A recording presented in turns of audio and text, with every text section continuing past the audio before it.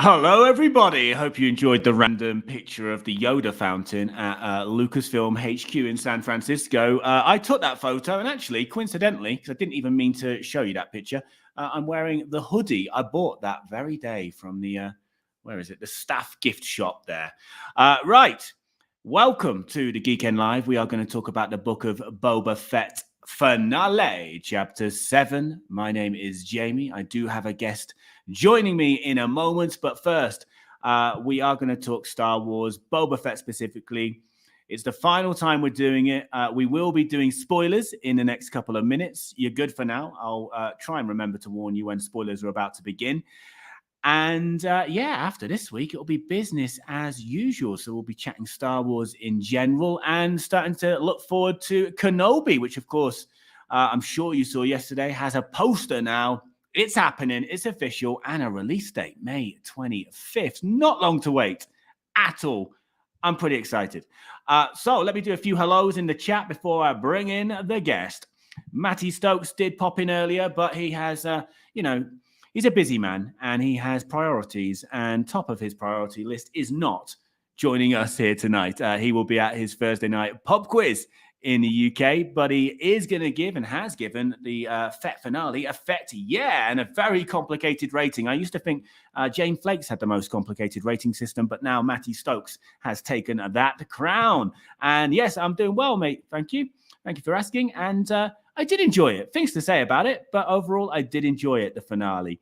Hello to Gaz Nottingham as well, also in the UK. Peter over in the Netherlands, good to see you. And speaking of thumbs up, don't forget to hit that like button, people. And Frog is here as well in Germany. Good to see you, my friend. And Lee, you're over in, are you in the States or Canada? You're in Canada. I know you're in Canada. We were chatting recently, weren't we? Hope you're doing well, my friend. And Martin H as well, who's given his thoughts on the finale. We'll get into this a bit later on, but a disappointment for Martin was the finale. Brad as well, formerly Supreme Leader Brad Snoke. People keep changing their names, like Glenn, the geeky hippie, is now just Glenn.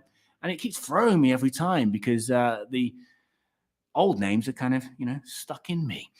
Thumbs up indeed from Brad for the finale, I think, or maybe for this stream. Either way, hit that thumbs up button. Right, Jane Flakes is here as well. Oh, am I not live? Have we got problems? No, we're all good. I can see the mystery guest, who will no longer be a mystery in a few seconds, has given me the thumbs up. So we are live. Jane, you scared me.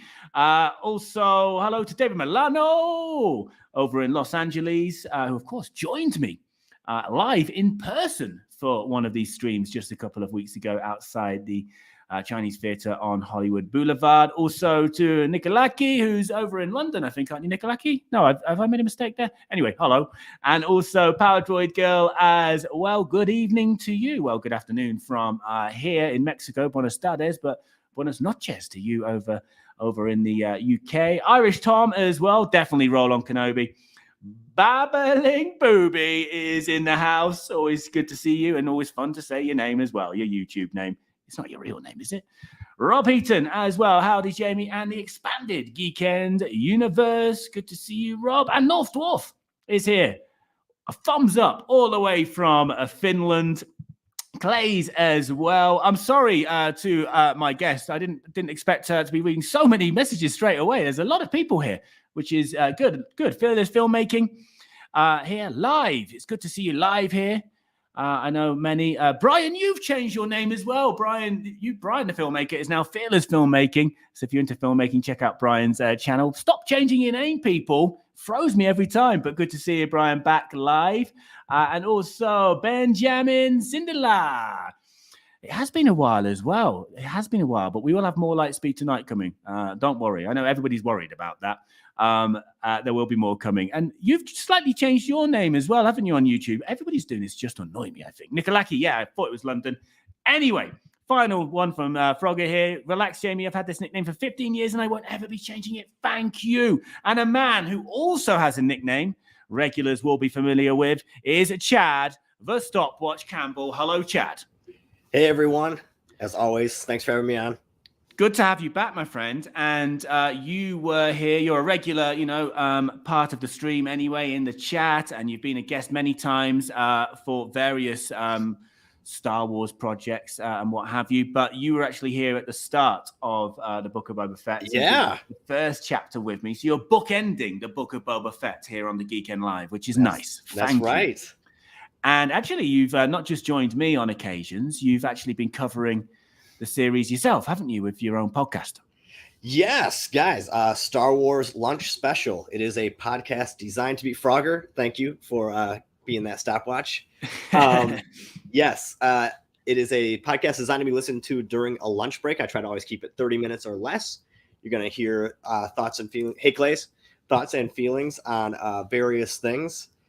Star Wars related. I've been doing Book of Boba Fett. You can hear me sum up each episode. I literally, as I'm going, like I write down all my thoughts across all these pages. Wow. This is all from the last episode. And then I read it all within 30 minutes and I try to make it make sense. Wow. And do you, Chad the Stopwatch Campbell, manage to stay to time?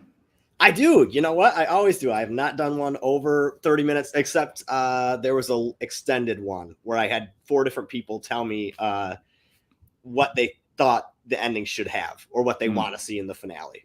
None of which happened. So. Well, the pressure's on because Brian will be judging. Oh, shoot. Okay. All right. Well, we're going to go over today for sure. I think we will. I think, this is definitely going to be a minimum 30-minute. We're probably looking at a 45-minute ramble, I would say. So, Frogger, I know you love a ramble, really. Right. So, Chad, we spoke at the start, and I've been listening to your podcast, and I have listened to the latest one as well, the final one for the Book of Boba Fett, at least. And yes, I'm aware of some of your opinions, which is partly why I'm putting it out there now that this will not be a 30-minute stream. Okay. But actually, for a guy that coming into this was pretty not anti the series, but you just weren't into Boba, were you, really, as a character? And therefore, I wasn't. Like, why do I need this series? You came in quite negatively, but listening to you week in, week out, overall, you've been fairly positive, I would say, surprisingly so. Yeah, here's the thing. Like, I love Star Wars, so I'm always going to be nicer to something with Star Wars because that's what I love. Like, even if it's not great, I still tend to enjoy it for the most part. And that's one thing I've said too. Like, fandom, ever since especially like the Disney takeover in Episode 8. We've had this thing where like you either have to like everything or you have to hate everything. And I never got into that. I feel like you can love a fandom overall, but dislike various aspects of it.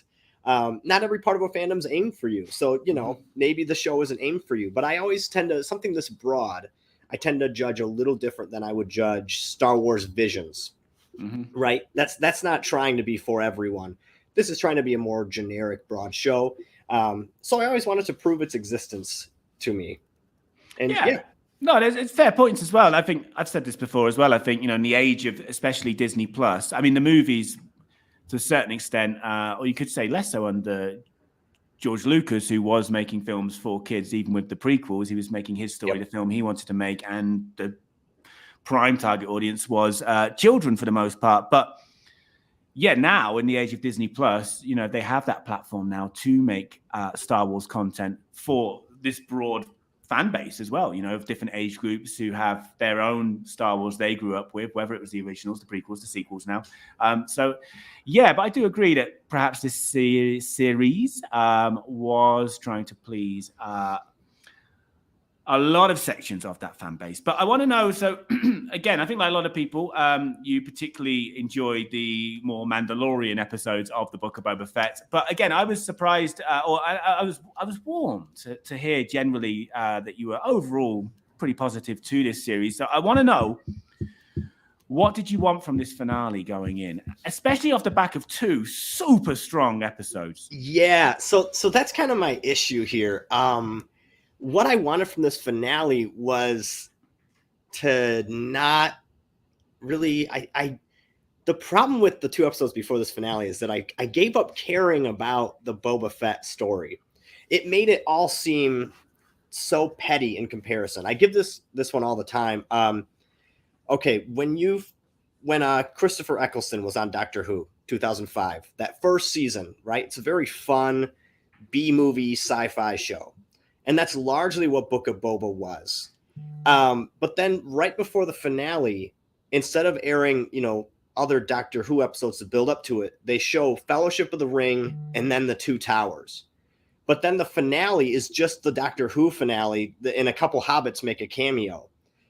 That's what this felt like to me. You gave us two epic episodes that showed us just how big the scope of what Mando's doing is, and also made me see how like small and unimportant everything Boba's doing was. And then this ending kind of brushed the Mando stuff aside in exchange for the Boba stuff that I just didn't care about. It was a fun B-movie episode, but in comparison to what we got before it, the flow didn't work.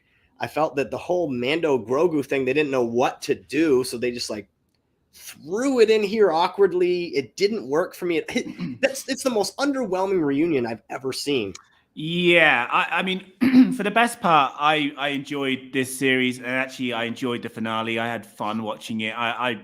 There are things to nitpick about. Of course, that's essentially what we're here to do. That's what us fans do, especially with the internet at our disposal. But that's the biggest bugbear for me. I've said to you, I've said to everybody, in fact, that for me, this reunion, I mean, I never even imagined it would happen in the Book of Boba Fett. Before the Book of Boba Fett, I was saying this reunion cannot happen at the start of Mando season 3. Please, at the earliest, wait it out until the end of season 3. Ideally, maybe, tease it at the end of season 3, and then actually we see it. Season 4, I wanted time to pass, and I'm someone like many who really enjoys this partnership, this duo, this relationship. I want this reunion, but it happened so fast and in such a kind of like, almost like an aside. There's this big battle going on, and this reunion happens within it. And of course, with a battle going on, they haven't got time to let emotions press pause, have they? Yeah, it was quite strange for me, and something that I didn't really want to see. And also something I did want to see, whether it be in Book of Boba or Mando 3, was Grogu making that decision with Luke. Yes, I thought, honestly, the whole thing is weird. Like, why didn't Luke deliver Grogu back? Like, he's just like, all right, get out of here. Yeah, R2, get rid of him. Like, what happened? R2's an Uber driver now, I believe, in Star Wars. Man, there's such an emotional, like, cliffhanger at the end of that episode. It was a strong cliffhanger. And we just ignored it completely. Now, maybe they'll start Mando season 3. Here's my theory, guys. I'm gonna share this since I'm sharing everything. Go on. I don't think this show was ever supposed to have Mando in it. Maybe a cameo. I think this was created as Book of Boba Fett, a 6-episode arc that basically is the 5 episodes that we got that were Mando. And then, to be fair, the episode before this was like half that. I still think Cad Bane and Cobb Vanth would have been in it, coming in later and all that. We would have seen that getting set up because that's directly related. But then Boba would have talked to him instead of Mando. Or maybe that's where Mando's appearance comes in. I think someone saw this, and then they saw the script for the season 3 of Mandalorian. And within 2 episodes, they're back together. And someone's thinking, hey, your audience is going to catch on that you literally just backtracked everything that season 2 set up. Everything in season 2 was about, we got to find Grogu's people. He's going to be a Jedi. And then they're like, well, actually, he's not at all now. That was solved in an hour. People are going to retaliate against that because they've been waiting for this answer. So what we're going to do is sneak those episodes into Book of Boba Fett, so it will be unexpected and they won't look into it.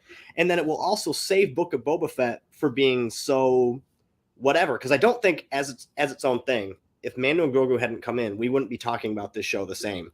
Be like, that was a fun little novelty, fun little B movie, a good time. But we wouldn't be talking about it like we are now.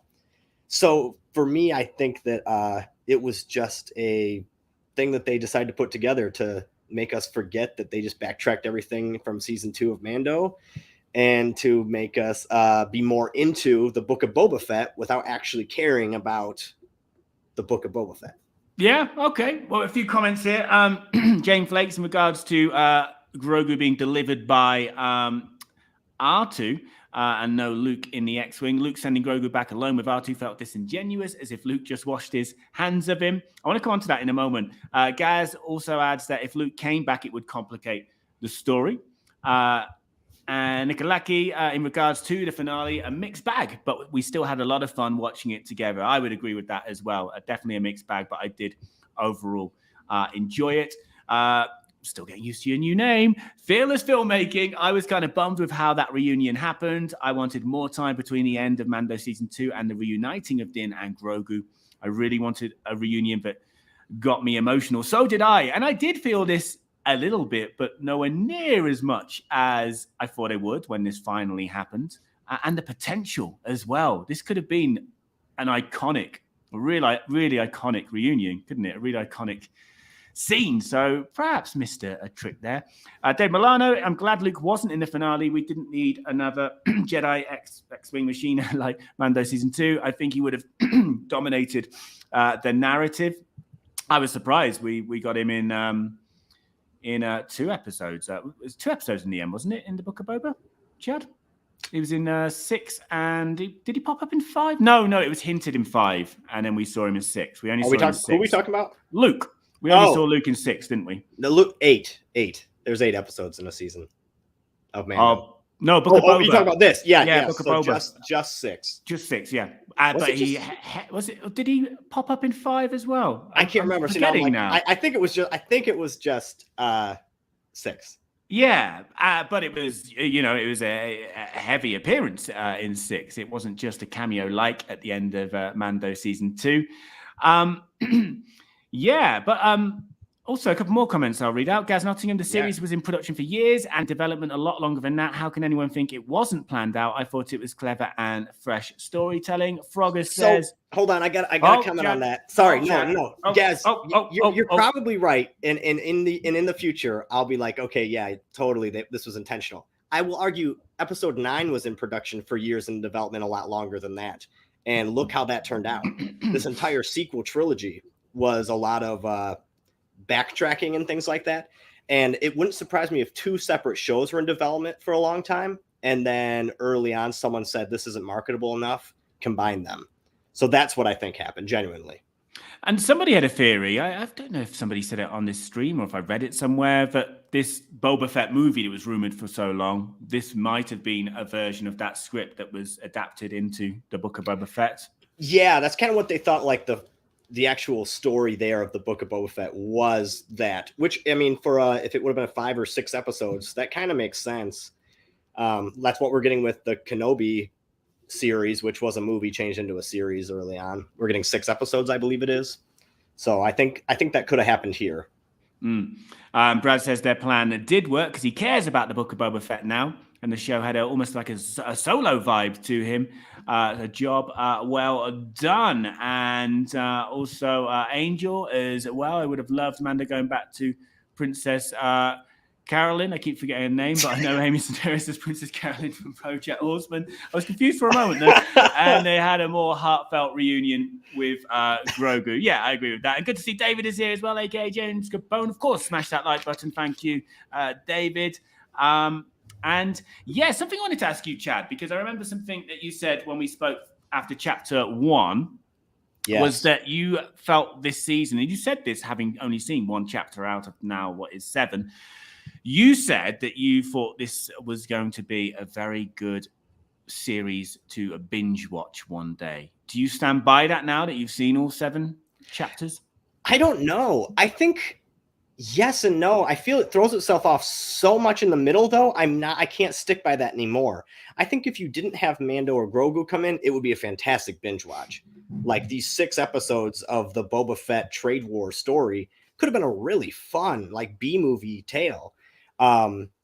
So for me, I think, yeah, it could have been great. I still feel like spending, a third of it now outside of that story, I'm not sure that would work out that great for me. Okay, Gaz is saying actually he would recommend watching them as a rewatch back to back. So it looks, Gaz, have you already done the binge for the season? I'm going to do it. I want to know. Gaz is saying it flows really well. I want to see that. Yeah, I could do it. I still feel like it would throw me off. It's like, do you remember in Stranger Things season 2 when we have that you're binge watching it, and then there's that one episode that's just about 11? Yeah. And everyone online disliked that. That's like the lowest rated in the whole series. It's like a 6.1 or something on IMDb. Now, is it the one where she goes to Chicago? Yes, and joins the gang and then all that. And it completely threw off the flow for me. Like, it completely threw off the flow of watching it like a movie. So that is where I feel that I don't know if I would like it as much, or that we would have responded to it as great with that. Just because if I was actually into the show binge watch wise, and then it just shoves it all aside, I don't know if I would have loved it. Maybe I would probably have less time though to think of what it could have been. That's the benefit of binge watching, is we excuse crap a lot faster when we watched it really quick. Yeah. Remind me, there's a few comments on binging, and I want to then come back to Luke. So remind me that I want to come back to Luke, Chad, okay, please, because I will forget. I've already forgotten. Yes. What do I want to come back to? What do I want to come back to? Luke, okay, thank you. Luke. All right, then. So Jane Flake says, I will be binge watching. However, I am a massive, massive nerd. Yeah, me too. I'm going to be binge watching, and I am also a massive, massive nerd. Jeremy Jones, this is from Planet Musk Vlog, by the way, said it was better as a binge watch. Okay, so there, and Gaz has said so as well. Peter has asked, can we do a live binge watch of the whole series? How many hours is that? I guess we can. And I tell you what, we're going to go big for Kenobi. And I'm going to work out how we do those watch parties and all that kind of thing without getting the channel taken down. I don't know how it works. I'm going to look into it, okay? But we're going to go big for Kenobi. Brian as well, new name, Fearless Filmmaking. I definitely will binge watch it in a few weeks to see if they hit me differently. Yeah. Also, I have to say, because I've been traveling quite a lot in the last month, and before that, had COVID and wasn't quite myself, and I've been pretty busy, fun busy, and also some work busy. I haven't been able to rewatch episodes as I've gone along anyway, so I am really looking forward to having a binge, almost to watch this series with a fresh pair of eyes, because I've been going in quite blurry, I have to say, episode by episode. Glenn adds, what I don't get about Tatooine, what do the people eat? Where did it come from? Same thing with all the animals. What can a bantha be eating on to support that size? Well, I don't know the answers to those questions. I don't think even Professor Stephen Hawking would have known the answers to those questions, but we've got a lot more. It's probably in a visual dictionary somewhere, Glenn. Probably so, but we've got a lot more Tatooine to come with Kenobi, which is the one thing that kind of takes me out of my excitement for Kenobi, another series on Tatooine. But then again, it's Kenobi, so it'll be fine. But in a way, those episodes with Mando, refreshing for so many reasons, but particularly because they were off Tatooine for me anyway. Dave Milano, I can't wait for the linear fan edit. I feel like that would be a good rewatch in regards to Boba. Rob Eaton as well. Anyone for a Pelly and the Major Domo spin-off? Hey, do you want that, Chad? Would you take that? For the Pelly? Oh, yeah. I'd watch that. I mean, I'd watch anything Star Wars, guys. That's not a compliment to it, but I would definitely watch that. And Power Droid Gail says, I did 2 episodes a night leading up to part 7. It flowed nicely that way. A binge watch would be perfect. So there's a lot of support for the binge watch theory that you started all those weeks ago, Chad. And now you're on the fence with, it seems. Okay, I'm going to come back to Luke. We'll come back to comments in a bit. So when we said, like, the biggest disappointment for me, and again, I've enjoyed this series. I've had fun with it. Mixed bag is a fair way of summing it up for me, and the same with the finale. But the thing that, is my biggest bugbear, like I said earlier, is one, the reunion with between Grogu and Mando, Din, but also not following up on that wonderful cliffhanger that Chapter 6 left us with. Do you think that's going to be revisited in Mando Season 3? Yeah, I'd love to see the first episode of Mando Season 3 actually give us a solid scene with that, like a real answer. That would take care of a lot of my issues here. I do think their reunion was very half-hearted. He's like, oh, hey, you're back. Look, he chose the chainmail. Hey, stay here. I got to go fight some people. Hey, and then he left. I've missed you too, but I'm busy right now. Yeah, and he never, I don't even think him, like Grogu and Boba even see one another in the entire show. I was looking to see if they ever like acknowledged one person. No, it's just like He just comes back. And even in my podcast, I said, like, you couldn't have saved him coming back. So the second time that he like stops the Rancor, like, or sorry, the first time when he stops the Rancor, but second time he stops something. You couldn't have had him walk in then and do that. Like, that would have been a more emotional thing for me. Like, save Mando's life as his entrance. That would have been a lot cooler. And it took me 0.1 seconds to think of. And apparently, you know, they've been working on this show for years and writing it out. And that's what you could come up with? That's not an excuse for me.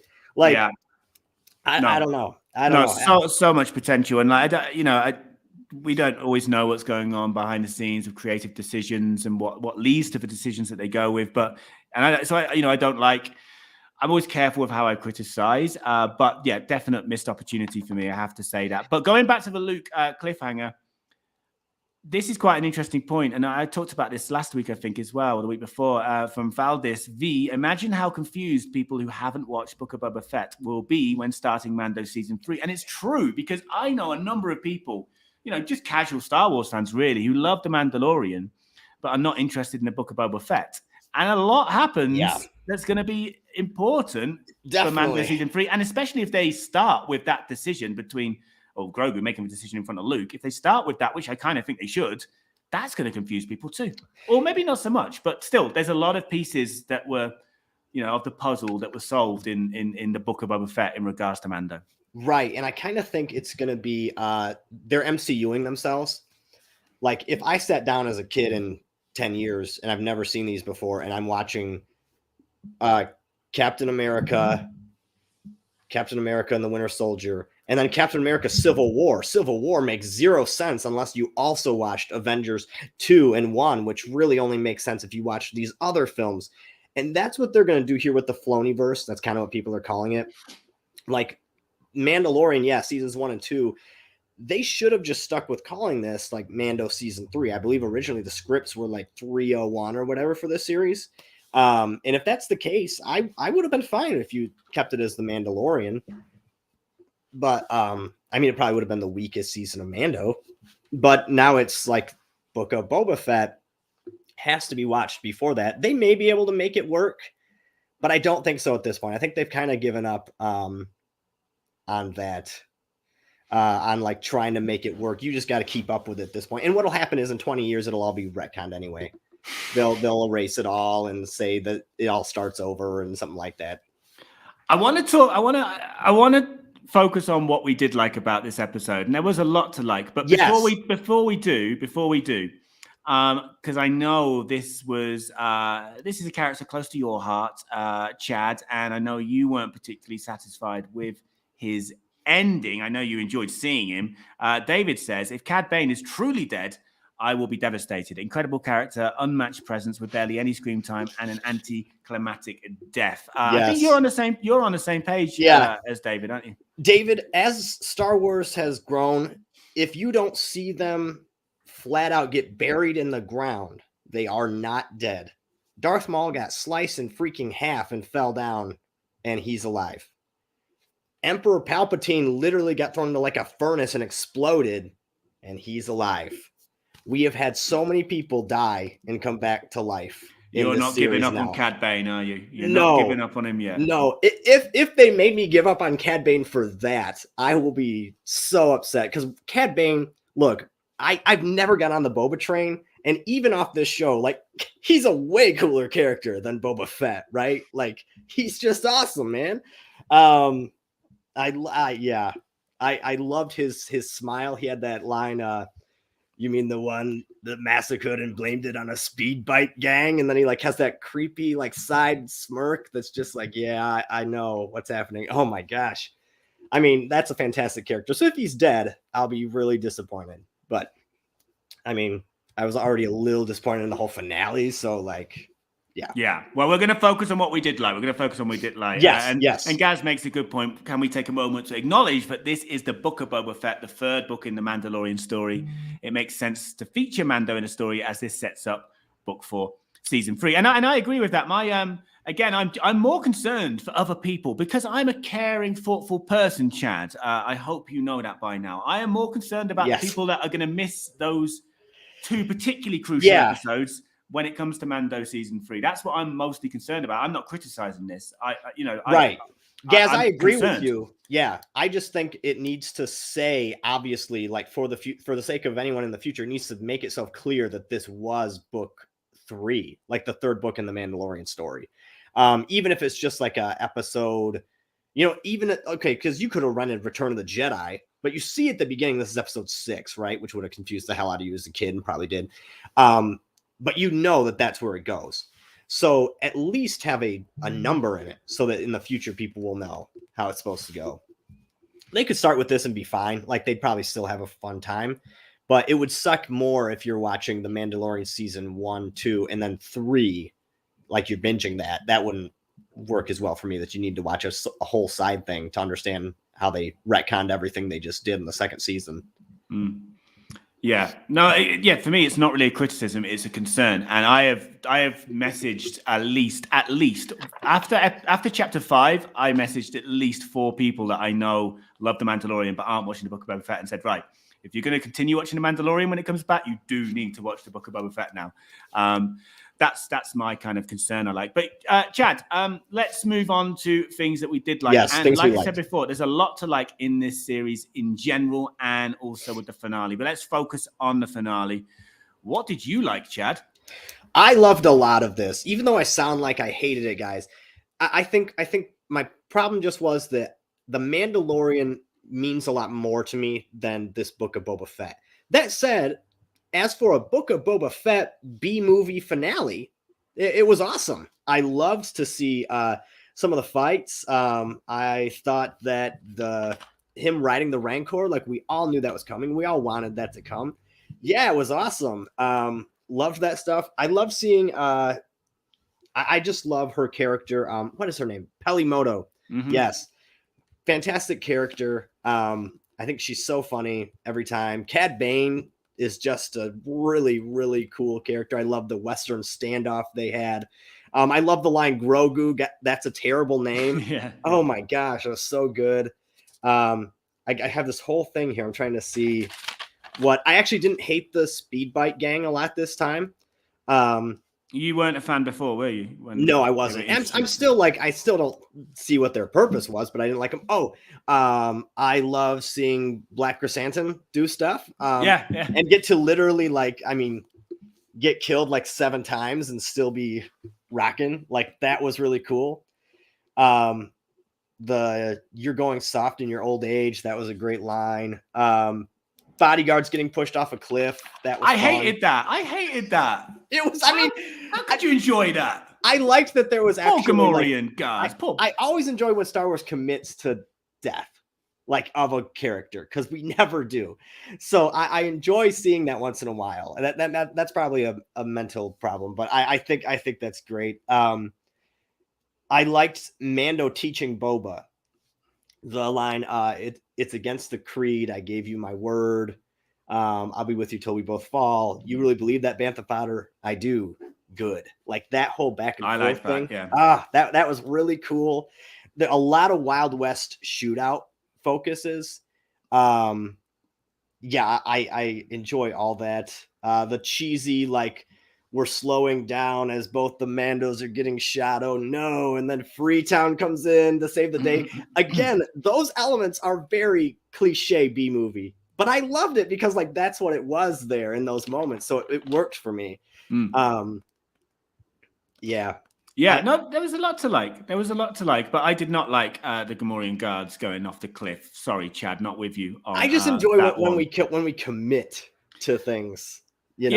Yeah. But no, I can echo everything that you've just said. I also enjoyed Mando and Boba fighting side by side because some of the action, Rodriguez's action sometimes gets a bit slow and clunky for me. But there was some cool action as well. And seeing Mando and Boba fighting side by side was visually cool at the very least. And I enjoyed some of the Godfather vibes that we got in this episode. When Boba learned that the other crime families were betraying him, for example. And I know Boba didn't go out and punish them himself, but Fennec was pretty badass at the end, settling all accounts, if you like. I really enjoyed those kind of Godfather vibes. Also, the post-credit scene, I'm sure everybody hung around because now, since the end of Mando Season 2, we've become accustomed to having post-credits in Star Wars.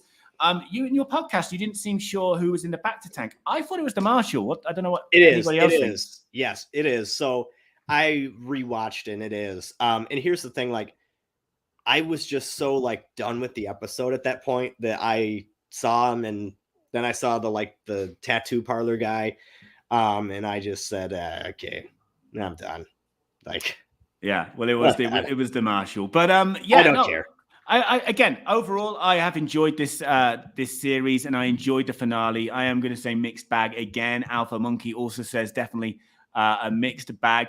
And I'm not sat here sort of desperate for a season 2 of the Book of Boba Fett, because in many ways, Mando season 3 will be, as Gaz was saying, the next chapter in the book anyway. But I definitely want to see these characters again. A lot of these characters again, even some of the more minor characters in this series, like Black Chrysanthemum, as you said, Chad. You know, I don't know how he could pop up again or where he could pop up again. It's quite. Oh, it'll happen. Yeah, it has to happen. It's quite obvious Boba, you know, even if he doesn't get another series again, will definitely pop up, you know, to when Mando needs some muscle, maybe to reclaim Mandalore, you know, Boba's going to show up. There's no doubt about that. Now, everybody, we're going to wrap up in the next sort of 5 minutes or so. So start to give me your final thoughts on the Book of Boba Fett finale.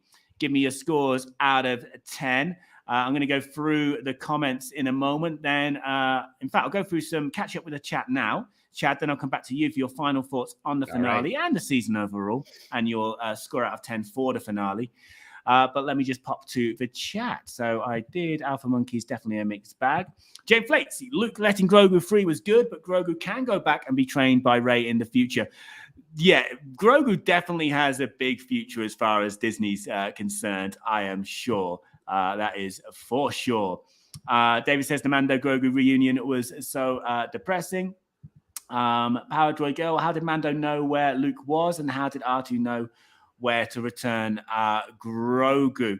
I guess Grogu might have provided some information, but then how would Grogu know where Mando was? So yeah, I don't know about that, but I guess there's always the comics or there's a novel at some point to answer those questions. Gaz Nottingham likes Glenn's Maul dream sequence, which I think was an idea for Kenobi. I saw in the chat earlier. There was also a theory that Kenobi won't necessarily solely take place on Tatooine. And I guess if we're going to have this meeting with Vader, then that's probably fair to say. I think Babbling Booby said that earlier in the chat I saw. If I've missed anything, copy and paste it back in. I'm back with Fearless Filmmaking. I've had to tell a few people to watch Book of Boba Fett. Even if you're not excited about Boba, it will be important, and that is true. Yeah, that is true. Angel as well, Gontaman, you know, good point with season 3. It kind of reminds me of how I enjoyed Revenge of the Sith better after I binged Clone Wars and Rebels, and now somebody's going to ask me if I've seen Rebels yet. It always happens every week.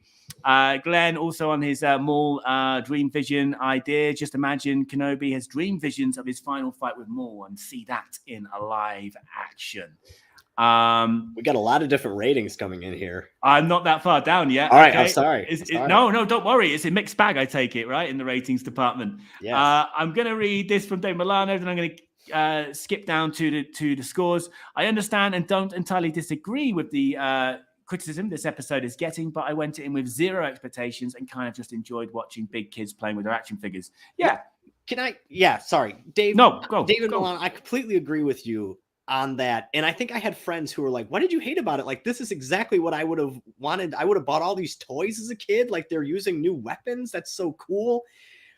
I get it. And I think that's where I say that the Mandalorian episodes took my focus off of what the vibe of Boba was and made me appreciate things less and expect more. So that's what it was. So I can completely understand if someone loved it for the fun of it, the B movie of it, but I had expected more just through those Mando episodes sneaking in. Yeah, and Nikolaki says, me and the missus currently watching all the MCU movies, and the various setups in the movies all fit in well. The Sarge is here. Is anyone truly dead within the Star Wars universe? As Chad discussed earlier, the answer is probably no. Nobody is truly dead. Somehow they can return. Right, I'm skipping down to the chat. If there's anything really important I've missed, copy and paste it back in. But I'm heading down to where the scores start to come in now. I hope so, Rob. I hope so. I hope those Gamos did fall into a giant parachute. His next post is hilarious. He followed that immediately with hashtag. I love that.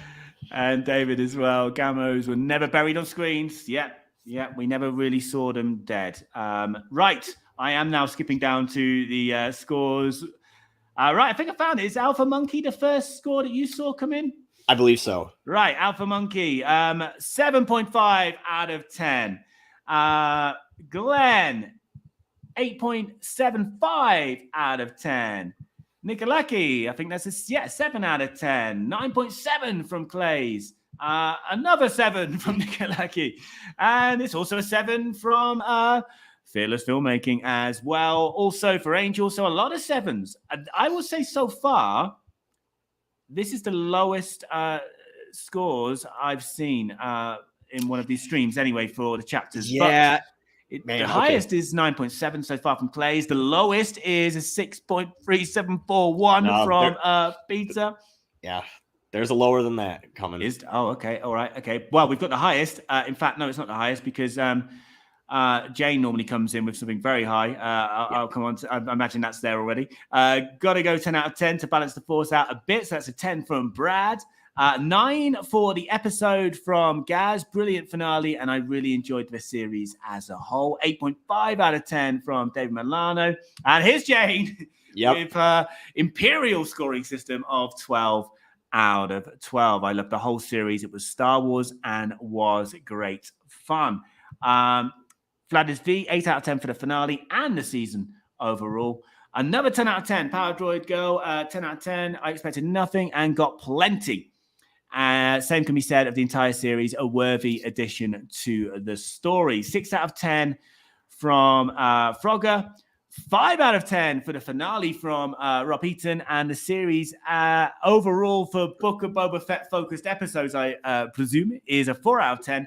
But a 9 out of 10 for those two basically the Mandalorian episodes from Rob there. David, we're not talking about Rebels. We're not talking about Rebels today. Okay, well, you can start questioning me on it next week when we go back to general Star Wars chat. But no, I still haven't seen Rebels. Okay, a finale score of 5 out of 10 from David. A series score of 8 out of 10. And then So the last post right now from Fearless Filmmaking, that sums up a lot of kind of what I thought. Oh, we have another rating that came in. Sorry, just now. No, finish on this. Finish on this point. It's all good. So episodes 5 and 6 were so good, it just lowered my opinion of the finale. If you took those out and it was its own standalone kind of fun, action-y show, I think I would have thought, hey, no harm, no foul. That's pretty good. It lowered this episode to me. This episode still had moments that I really liked, though. And I don't know. I have to accept the B moviness. I just thought it clashed with the A moviness. The ending of them all like laughing together in a circle with Black Chrysanthemum, then she's like, "Don't eat it all right now." And then I just want it to freeze and fade out while they're all like heads back laughing. And then we go to a word from Boba, and he comes on and tells kids not to do spice or something like G.I. Joe from the 80s. That's kind of what I thought we were going for here. But the other two episodes were so good to me. Yeah, good. No, it's 7.5 out of 10 for me for the series as a whole. Mm-hmm. For this episode, probably a 7 out of 10. But overall, and again, probably if it was just Boba and I could just rate it off that, I might go higher because I just would be rating it a lot lighter. But when you add in the levity of the Mandalorian stuff, you now change how I'm viewing things. And I thought it just conflicted. So 7.5 out of 10 overall. And for this episode as well. Yeah.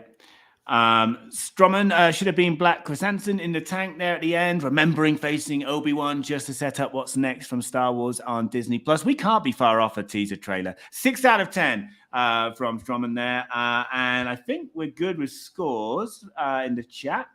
I am going to tell you what I thought score-wise. So I have my video clips provided by David Milano. So I'll play the clips first and then give you the scores. Now, I said last week that David's going to have to redo my clips for me, totally tongue-in-cheek, right? Because when The Mandalorian was on, I had a very, very, this was the system, basically. It was like man's yo or man's no, okay? And after chapters 5 and 6, I said jokingly on the stream, David, you're going to have to redo these clips for me because it seems to be a different show now, all right? And he actually went and did it for me, okay? So I've got a couple here. So if you've been watching these streams every week, I've been playing David's clips. Fett yeah, if I enjoyed the episode. Boba meh, if it was just average. Or a Fett no, if I didn't like it. So I'm going to use the new clips first anyway, even though this was a Boba-focused episode, just, you know, to honor David's work. So this isn't my opinion, but I just want to play it anyway.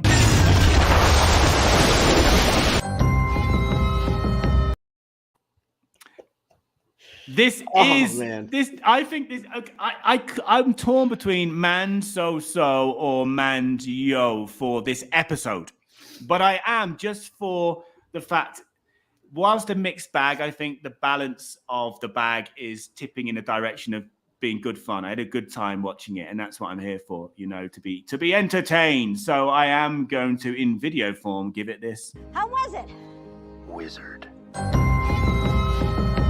Nice. Yeah. These are great, man. And also because it was a Boba focused episode.